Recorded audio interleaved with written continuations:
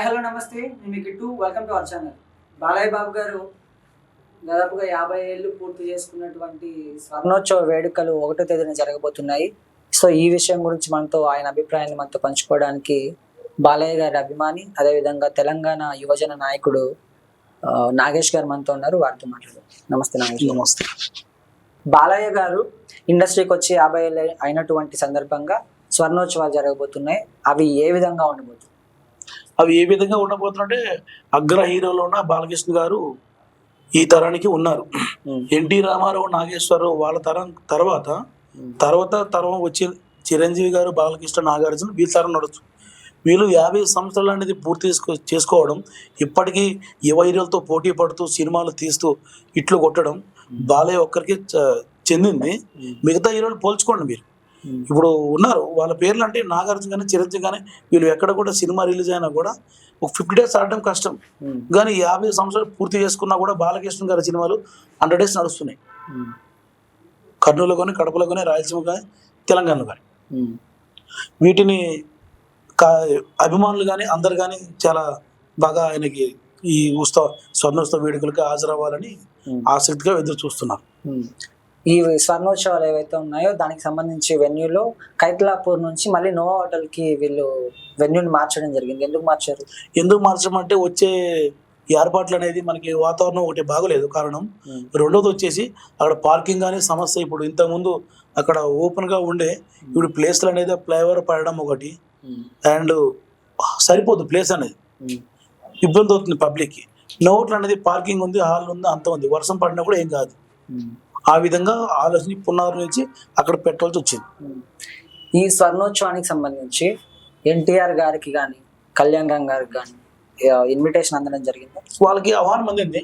వాళ్ళు రావడం రాకపోవడం వాళ్ళ ఇష్టం, వాళ్ళ అభిప్రాయం. వాళ్ళకి ఆహ్వానం అందింది, రావాలి. వస్తారని మీరు అనుకుంటున్నారు? రావాలనుకుంటున్నాం.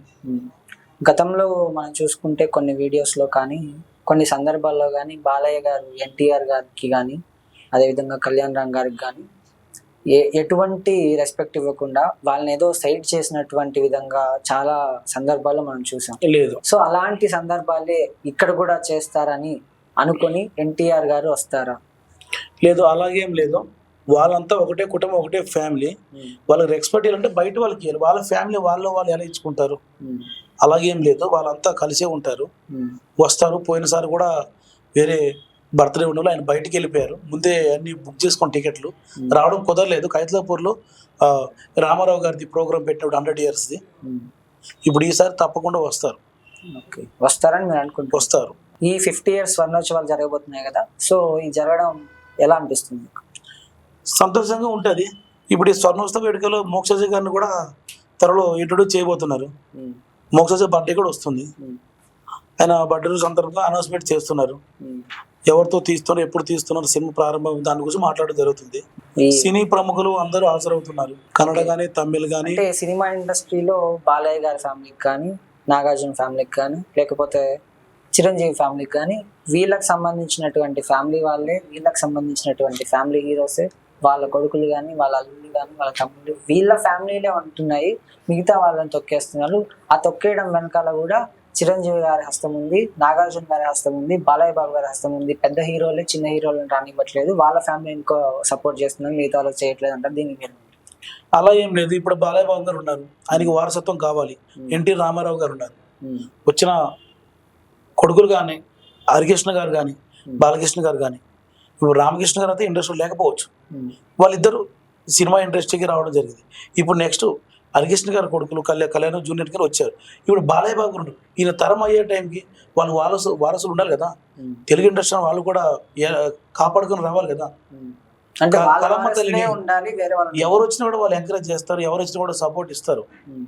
అలా ఏం లేదు. అలా సపోర్ట్ ఇచ్చి ఎంతమంది హీరోలు ఇండస్ట్రీకి పరిచయం చేయడం జరిగింది?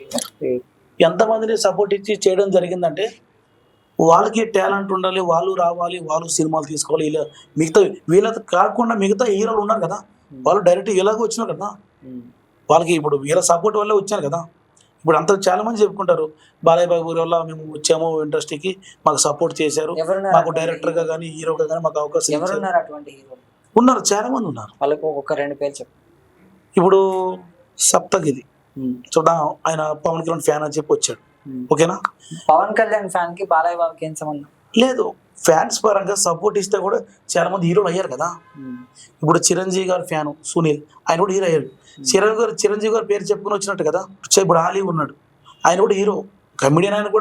ఆయన కూడా హీరోలు, ఈ హీరోగా చాలా రోల్ చేశారు, ఆయన కూడా చెప్పుకున్నాడు కదా. అది ఇలా చాలా వేరు, ఫ్యాన్స్ సపోర్ట్ చేయడం వేరు. లేదు కానీ హీరోలు సపోర్ట్ చేయడం వేరు. నేనేమంటున్నా అంటే హీరోలు సపోర్ట్ చేయట్లేదు, పెద్ద హీరోలు ఎవరైతే సపోర్ట్ చేయట్లేదు అని నేను అంటున్నాను.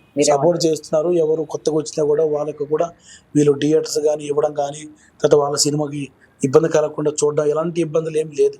ఇదన్నీ బయట పుకార్లు, కొంతమంది నిర్మాతలు కొంతమంది ఉంటారు అక్కడక్కడ, అలాంటి వాళ్ళు చెప్పేదాన్ని బట్టి ఇట్లా మీ ప్రెస్ వాళ్ళకి ఇలా తప్పుడు సమాచారం వస్తుంది. ఓకే, థ్యాంక్ యూ అండి.